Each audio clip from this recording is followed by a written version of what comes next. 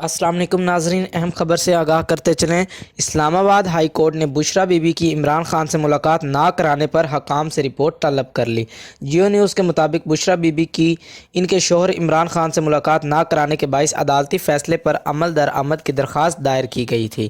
اسلام آباد high court کے justice میاں گل حسن اورنگ زیب نے بشریٰ بی بی کی جیل میں بانی P T I Imran Khan سے ملاقات کرانے کے فیصلے پر عمل درآمد سے متعلق کیس کی سماعت کی، جس سلسلے میں ایڈوکیٹ جنرل آفس سے اسٹیٹ کونسل عبدالرحمان عدالت میں پیش ہوئے۔ جسٹس گل حسن اورنگ زیب نے استفسار کیا کہ عدالتی حکم پر عمل درآمد کیوں نہیں ہوا۔